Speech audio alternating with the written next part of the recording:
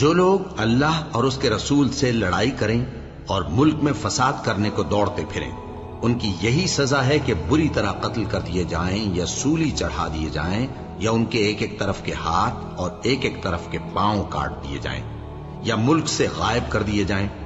یہ تو دنیا میں ان کی رسوائی ہے، اور آخرت میں ان کے لیے بڑا بھاری عذاب تیار ہے۔ ہاں، جن لوگوں نے اس سے پیشتر کہ تمہارے قابو آ جائیں توبہ کر لی، تو جان رکھو کہ اللہ بخشنے والا ہے، مہربان ہے۔ اے ایمان والو، اللہ سے ڈرتے رہو اور اس کا قرب تلاش کرتے رہو، اور اس کے رستے میں جہاد کرو تاکہ کامیاب ہو جاؤ۔ اور چوری کرنے والا مرد اور چوری کرنے والی عورت، ان کا ایک ایک ہاتھ کاٹ دو۔ یہ ان کے کرتوتوں کی سزا اور اللہ کی طرف سے عبرت کے طور پر ہے، اور اللہ زبردست ہے، صاحب حکمت ہے۔ پھر جو شخص گناہ کے بعد توبہ کر لے اور نیکوکار ہو جائے تو اللہ اس کو معاف کر دے گا۔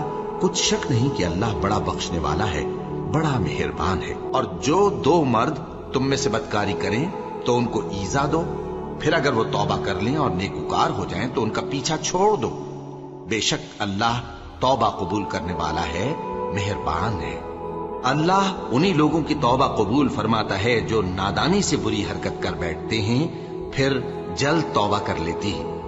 بس ایسے لوگوں پر اللہ توجہ کرتا ہے، اور وہ سب کچھ جاننے والا ہے، حکمت والا ہے۔ اور ایسے لوگوں کی توبہ قبول نہیں ہوتی جو ساری عمر برے کام کرتے رہیں، یہاں تک کہ جب ان میں سے کسی کی موت آ موجود ہو تو اس وقت کہنے لگے کہ اب میں توبہ کرتا ہوں۔ اور نہ ان کی توبہ قبول ہوتی ہے جو کفر کی حالت میں مریں۔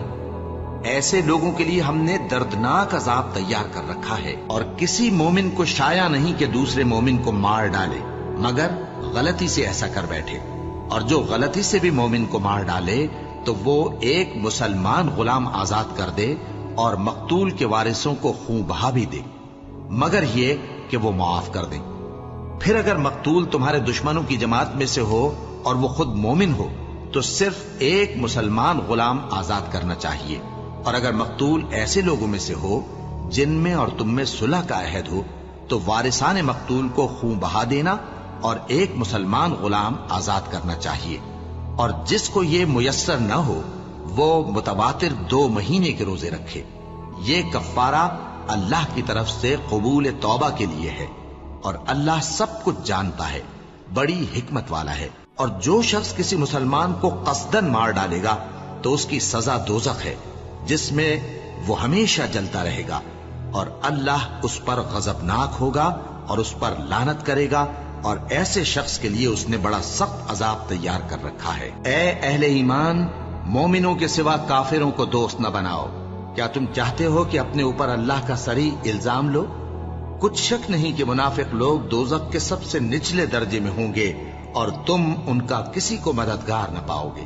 ہاں، جنہوں نے توبہ کی اور اپنی حالت کو درست کر لیا اور اللہ کی رسی کو مضبوط پکڑ لیا اور خالص اللہ کے حکم بردار ہو گئے تو ایسے لوگ مومنوں کے ساتھ ہوں گے، اور اللہ عنقریب مومنوں کو بڑا ثواب دے گا۔ اور جو شخص اسلام کے سوا کسی اور دین کا طالب ہوگا وہ اس سے ہرگز قبول نہیں کیا جائے گا، اور ایسا شخص آخرت میں نقصان اٹھانے والوں میں ہوگا۔ اللہ ایسے لوگوں کو کیوں کر ہدایت دے جو ایمان لانے کے بعد کافر ہو گئے اور پہلے اس بات کی گواہی دے چکے کہ یہ پیغمبر برحق ہے، اور ان کے پاس دلائل بھی آ گئے، اور اللہ بے انصافوں کو ہدایت نہیں دیتا۔ ان لوگوں کی سزا یہ ہے کہ ان پر اللہ کی اور فرشتوں کی اور انسانوں کی سب کی لعنت ہے، ہمیشہ اس لعنت میں گرفتار رہیں گے۔ ان سے نہ تو عذاب ہلکا کیا جائے گا اور نہ انہیں مہلت دی جائے گی۔ ہاں، جنہوں نے اس کے بعد توبہ کی اور اپنی حالت درست کر لی تو اللہ بخشنے والا مہربان ہے۔ جو لوگ ایمان لانے کے بعد کافر ہو گئے پھر کفر میں بڑھتے گئے، ایسوں کی توبہ ہرگز قبول نہیں ہوگی، اور یہ لوگ گمراہ ہیں۔ جو لوگ کافر ہوئے اور کفر ہی کی حالت میں مر گئے، وہ اگر نجات حاصل کرنی چاہیں اور بدلے میں زمین بھر سونا دیں تو ہرگز قبول نہیں کیا جائے گا۔ ان لوگوں کو دکھ دینے والا عذاب ہوگا اور ان کا کوئی مددگار نہیں ہوگا۔ اور جب ہم نے فرشتوں کو حکم دیا کہ آدم کے آگے سجدہ کرو تو وہ سب سجدے میں گر پڑے، مگر شیطان نے انکار کیا اور غرور میں آ کر کافر بن گیا۔ اور ہم نے کہا کہ اے آدم، تم اور تمہاری بیوی بہشت میں رہو اور جہاں سے چاہو بے روک ٹوک کھاؤ پیو، लेकिन इस दरख्त के पास न जाना, नहीं तो जालिमों में हो जाओगे। फिर शैतान ने दोनों को उस दरख्त के बारे में फिसला दिया और जिस ऐशो निशात में थे उससे उनको निकलवा दिया।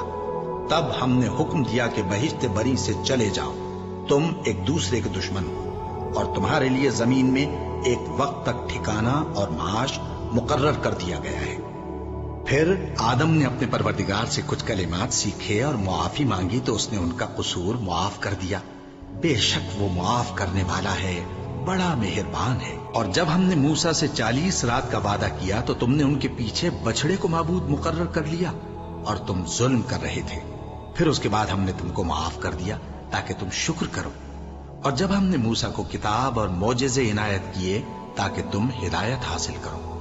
और जब मूसा ने अपनी कौम के लोगों से कहा कि भाइयों, तुमने बछड़े को माबूद ठहराने में अपनी जानों पर जुल्म किया है, तो अपने पैदा करने वाले के आगे तौबा करो, फिर अपनों को कत्ल करो, तुम्हारे खालिक के नजदीक तुम्हारे हक में यही बेहतर है।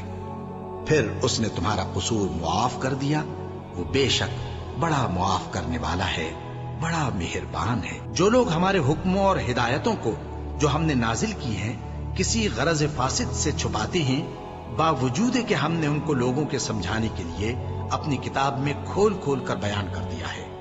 ऐसों पर अल्लाह और तमाम लानत करने वाले लानत करते हैं। हाँ, जो तौबा करते हैं और अपनी हालत दुरुस्त कर लेते हैं और अहकाम इलाही को साफ साफ बयान कर देते हैं, तो मैं उनके कसूर मुआफ कर देता हूँ और मैं बड़ा मुआफ करने वाला, बड़ा मेहरबान हूँ। मोमिनो, अल्लाह से डरो और अगर ईमान रखते हो तो जितना सूद बाकी रह गया है उसको छोड़ दो।